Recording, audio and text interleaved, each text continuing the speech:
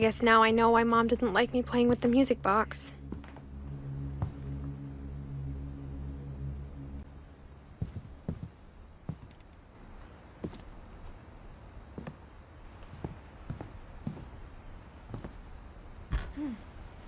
Edie told me once that every Finch who ever lived is buried somewhere in the library.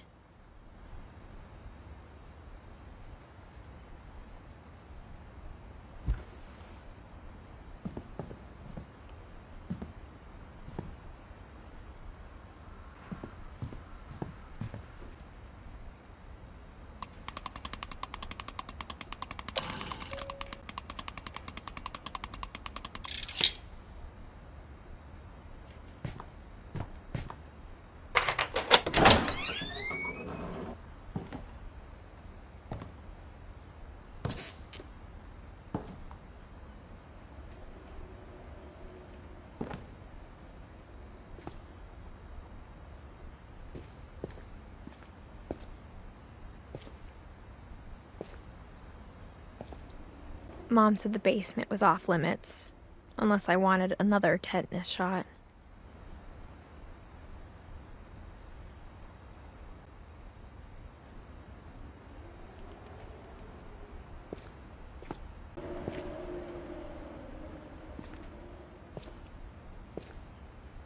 I saw Edie sneak down to the basement once, carrying packages.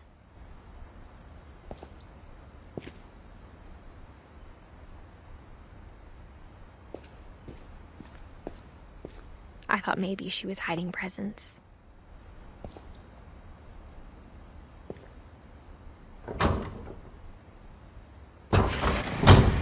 It turned out she was hiding a lot more than that.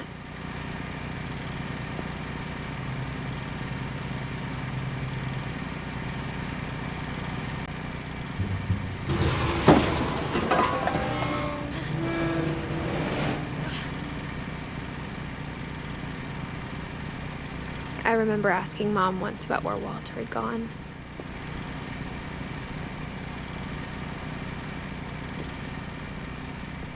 She said after Barbara died, he got as far away as he could.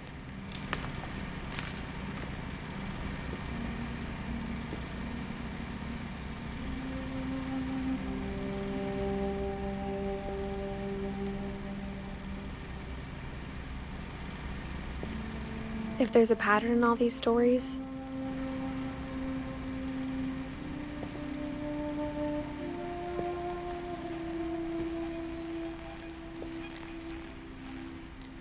I think it's that none of us has gotten very far.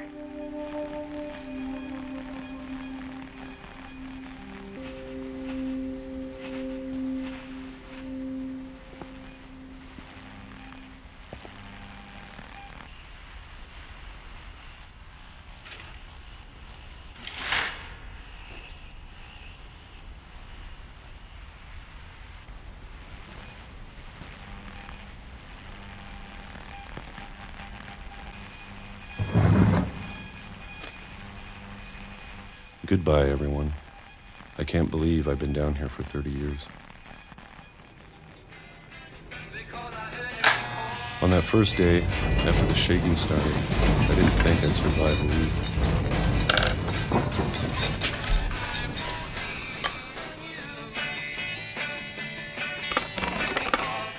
But after a few days, I settled into a routine. That's what kept me sane. Having a schedule, living for today. I always expected to be dead tomorrow. But if you wait long enough, you get used to anything.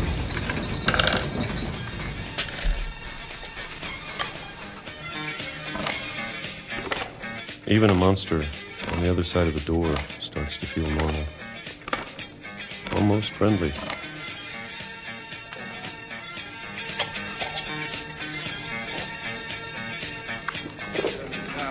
And then one day, everything just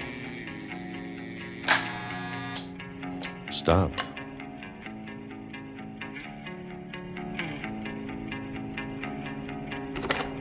Whatever that thing was, it was gone. Maybe it got tired of waiting. Or maybe I just got tired of being afraid.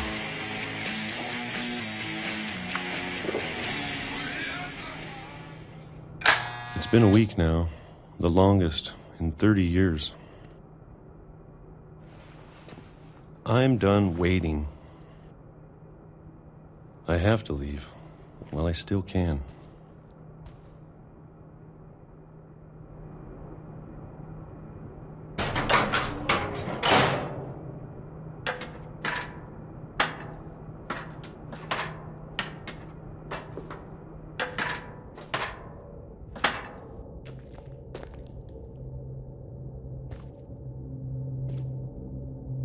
I know it's out there somewhere.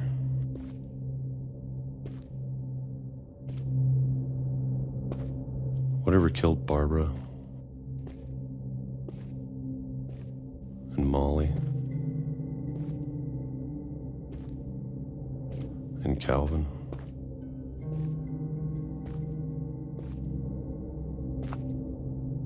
Maybe this is all a mistake. But I need to stop living the same day, even if it kills me.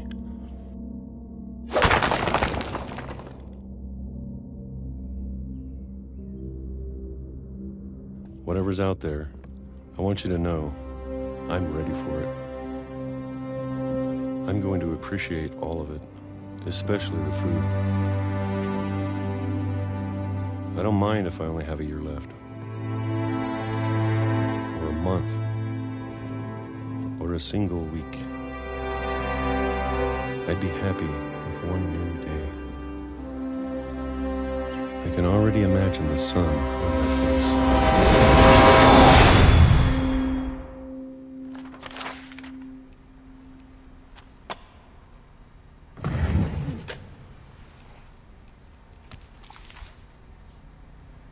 Walter died when I was 6.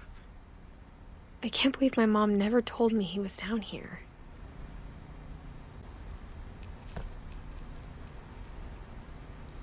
I'm sure my mom was trying to protect me.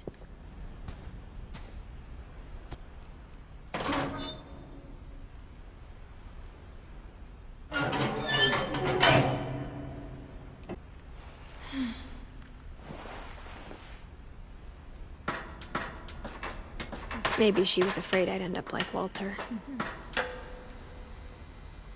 But if she never told me about an uncle under the house, I can only imagine what else she was hiding.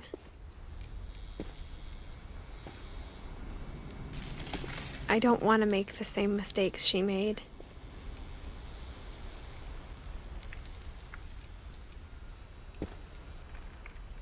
Trying to bury something that's still alive.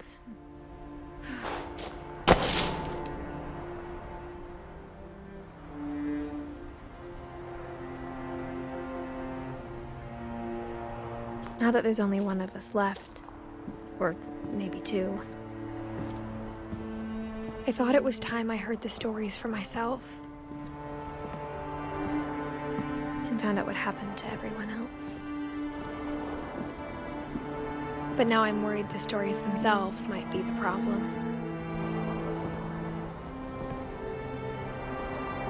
Maybe we believed so much in a family curse, we made it real.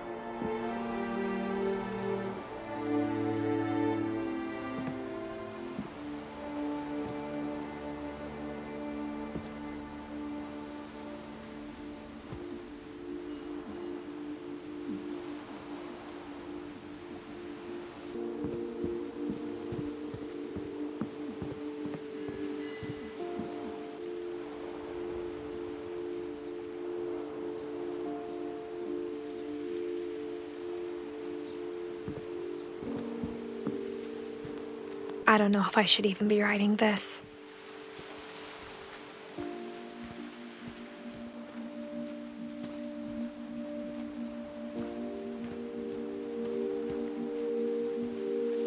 Maybe it'd be better if all this just died with me.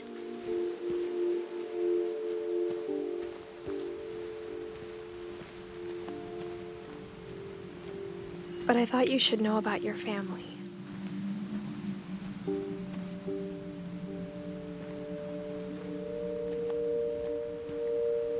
And the history you're a part of.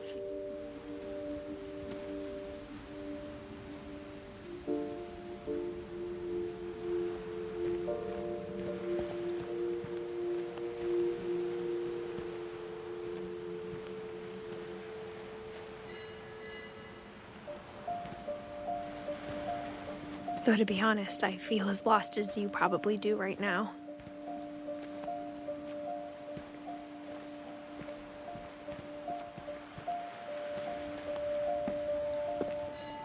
I think the people in these stories believed them, for what that's worth.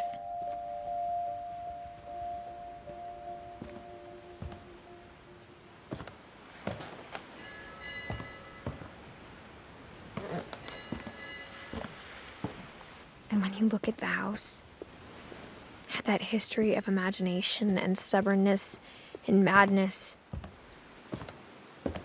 any of it seems possible.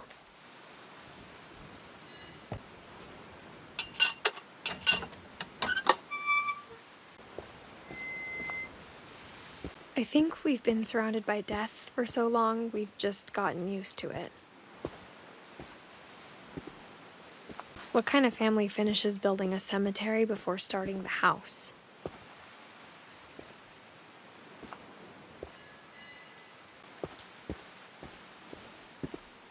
It's embarrassing for me to admit this, but the pet cemetery made me more uncomfortable than the human one. 3 of the gerbils are mine, and 2 had been my fault.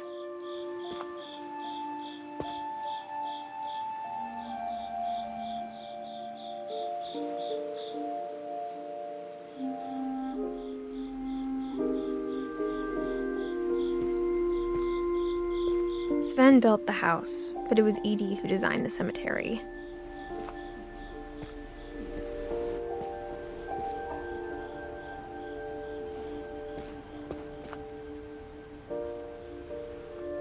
I'm sure Odin's monument had been Edie's idea. My mom was always trying to move on, but for Edie, the past never went away.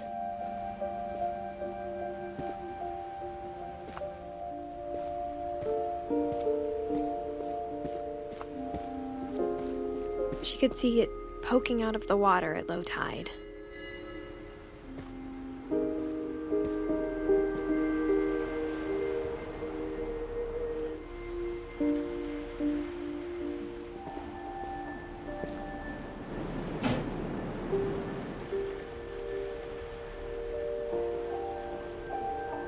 Edie said she dreamed about the old house every night.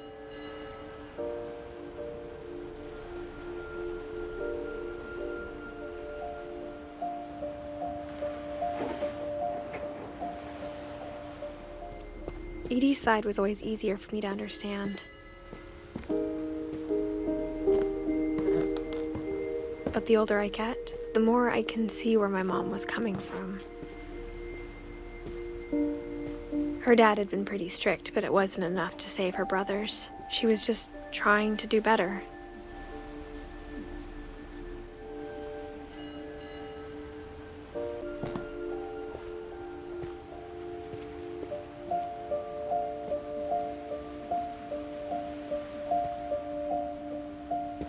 She lost 2 of her brothers, just like I did. I get why she tried so hard to protect us.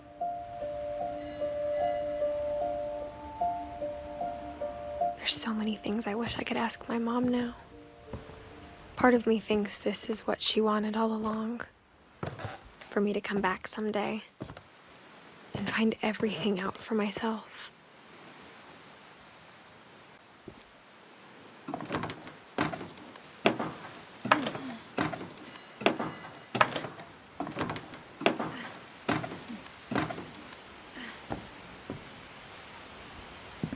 But looking back on it now, if she told me there was going to be so much climbing, I never would have come when I was 22 weeks pregnant.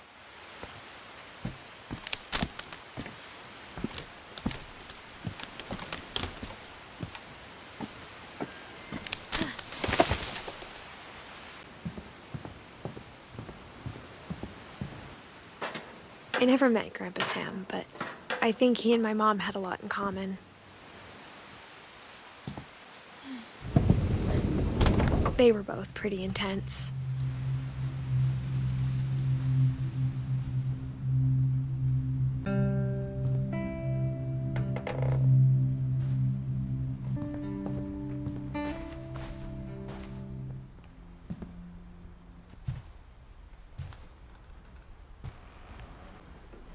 Instead of hiding from death, Sam seemed to go out of his way to meet it.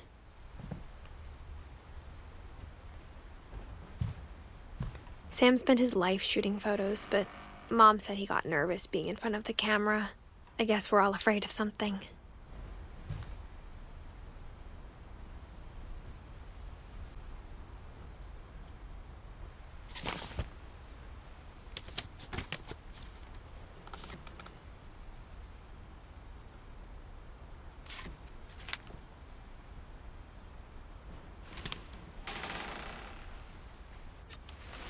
Dawn, I promise, you'll never forget this weekend.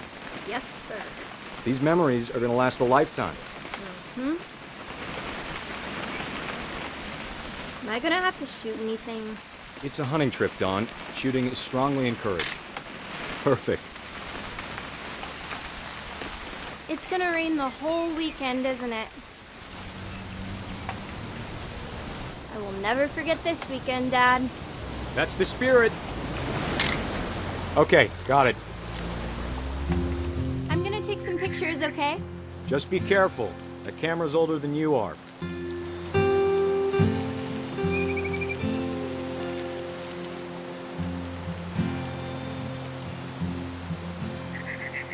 You're right, Dad. It's starting to clear up.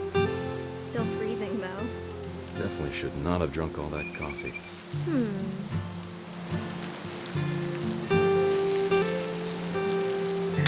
Hey!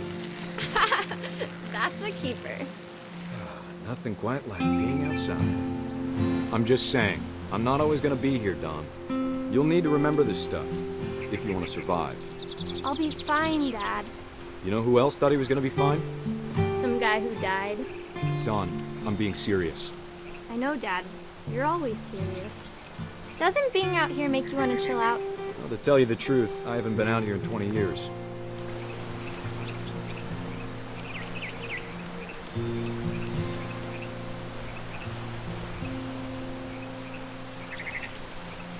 Dad! Good eyes, Dawn.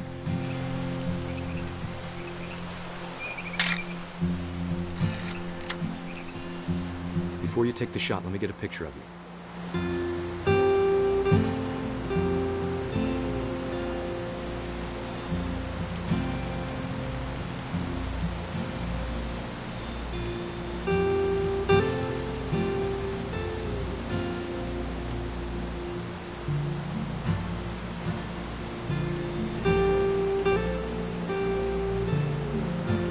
Dad, I... Just breathe. Turn off your imagination. Focus on your target.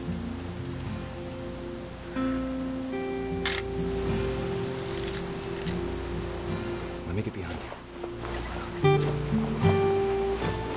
Do I have to do this? Dawn, you don't have to do anything. But if you want to survive, you'll need to be strong.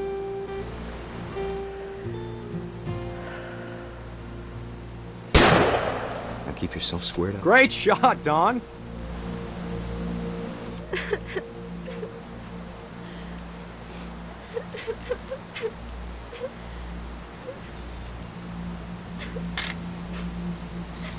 I'm proud of you, Dawn. Always remember that, okay?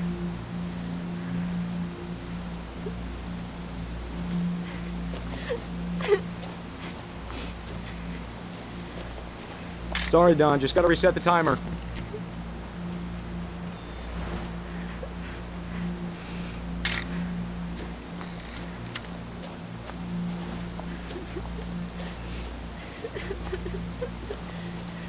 Dad, it's twitching.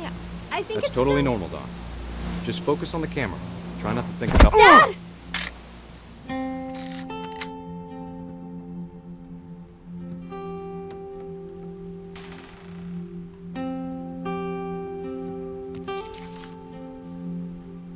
Of all these stories, that's the one I wish most that my mom had told me.